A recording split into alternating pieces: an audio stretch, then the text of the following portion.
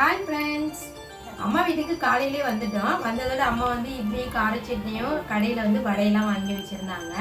சாப்பிட்டுட்டு அப்படியே அம்மாவும் நானும் சேர்ந்து மதியான சமையல்லாம் சமைக்க அப்படியே ரெடி ஆகிட்டோம்.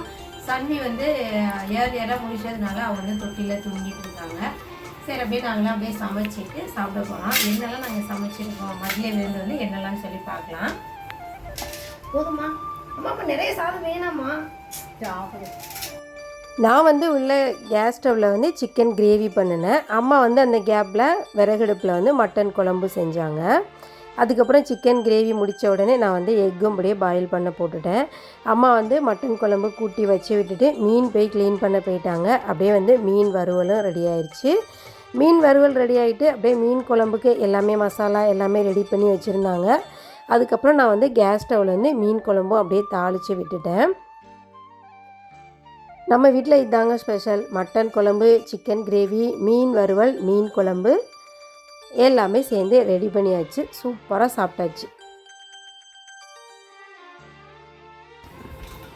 இப்படி தான் ஃப்ரெண்ட்ஸ் அம்மா வீட்டுக்கு வந்தால் வெயிட் போட்டுருது அப்படின்னு கூட நான் சொல்லுவேன். பார்த்தீங்களா, இப்படி தான் அம்மாவும் அப்பாவும் இங்கே வந்தாலே அது இது நான்வெஜ்ஜாக சமைச்சு என்னோடய வெயிட்டெல்லாம் ஏற்றி ஊருக்கு அனுப்பிச்சிடுவாங்க. ஓகே ஃப்ரெண்ட்ஸ், எங்கள் வீட்டில் லஞ்ச் வந்து இந்த மாதிரி தான் இருந்துச்சு. இவ்வளவும் எனக்கான விருந்துன்னு நினைக்காதீங்க, எல்லாம் மாப்பிள்ளைக்குள்ள விருந்து. அடுத்த வீடியோவில் நம்ம எல்லாருமே மீட் பண்ணுவோம். பாய் பாய்.